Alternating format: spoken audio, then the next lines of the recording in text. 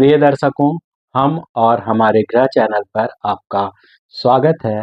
दर्शकों, कोई भी ग्रह अपनी दशा अंतर्दशा में कुंडली के 12 भावों में से किस भाव के लिए शुभ फल प्रदान करेगा और किस भाव के लिए अशुभ फल प्रदान करेगा, इसके लिए विभिन्न ग्रहों का सूक्ष्म विश्लेषण आवश्यक है।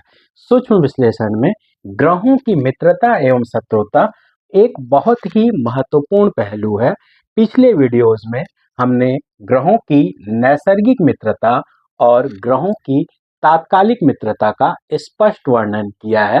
नैसर्गिक मित्रता को तो आप इस टेबल में देख पा रहे हैं।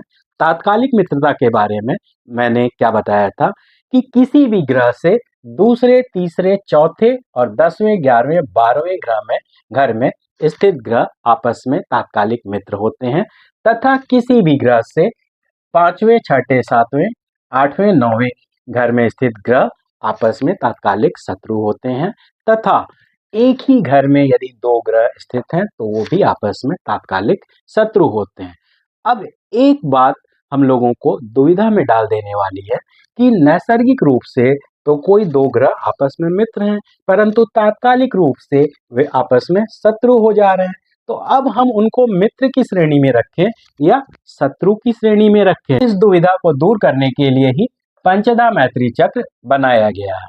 पंचदा मैत्री चक्र के अनुसार हम अंतिम रूप से यह निर्णय ले सकते हैं कि हमारी जन्म कुंडली के लिए कोई ग्रह मित्र है, शत्रु है अथवा सम है। जैसे कि यहाँ हम देख पा रहे हैं, नैसर्गिक मैत्री चक्र में सूर्य और गुरु मित्र हैं, परंतु तात्कालिक मैत्री चक्र के अनुसार सूर्य से गुरु 6ठे घर में होने की वजह से तात्कालिक रूप से सूर्य और गुरु शत्रु हैं। तो एक जगह यहाँ पे मित्र हैं और यहाँ पर शत्रु हैं। तो यहाँ हम देख पा रहे हैं मित्र प्लस शत्रु इक्वल टू सम।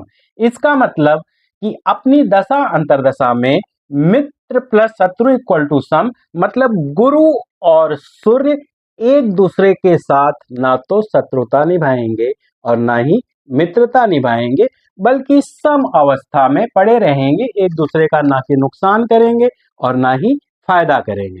इसी प्रकार दूसरा देखिए, मंगल और सूर्य एक दूसरे के मित्र हैं और तात्कालिक चक्र में देखें तो सूर्य से मंगल 8वें घर में होने की वजह से तात्कालिक रूप से सूर्य और मंगल शत्रु हो जा रहे हैं।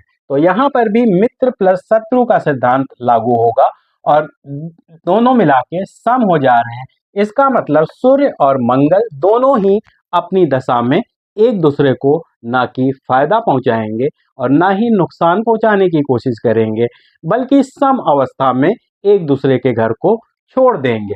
और आगे अगर हम देखें तो गुरु और चंद्रमा आपस में मित्र हैं नैसर्गिक रूप से, और गुरु से चंद्रमा 1, 2, 3, 4 चौथे घर में होने की वजह से तात्कालिक मैत्री चक्र में भी मित्र हो जा रहा है। इसका मतलब कि नैसर्गिक मैत्री चक्र में भी गुरु और चंद्रमा मित्र हैं, तात्कालिक मैत्री में भी मित्र हैं। तो मित्र प्लस मित्र इक्वल टू अधिमित्र, मतलब मित्र से भी ज्यादा गहरे मित्र। इसका मतलब जब गुरु की दशा अंतर्दशा आएगी तो गुरु अपने दोनों घर 9 नंबर धनु राशि और 12 नंबर मीन राशि का अच्छा करने के साथ साथ शुभ फल प्रदान करने के साथ साथ यह चंद्रमा के घर 4 नंबर के लिए भी शुभ फल प्रदान करने के लिए बाध्य हो जाएगा, क्योंकि इस कुंडली में गुरु और चंद्रमा आपस में अधिमित्र है।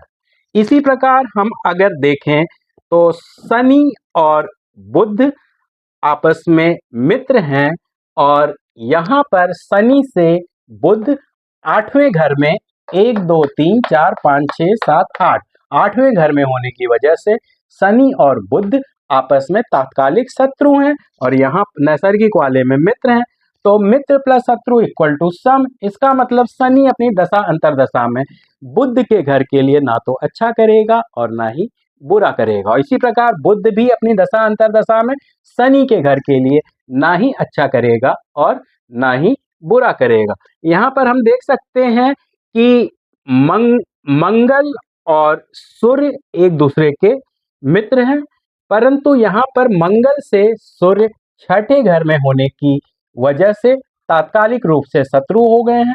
तो शत्रु मित्र प्लस शत्रु इक्वल टू सम, सम होने की वजह से अपनी दशा अंतर्दशा में दोनों एक दूसरे का ना तो सहयोग करेंगे और ना ही एक दूसरे की हानि करेंगे।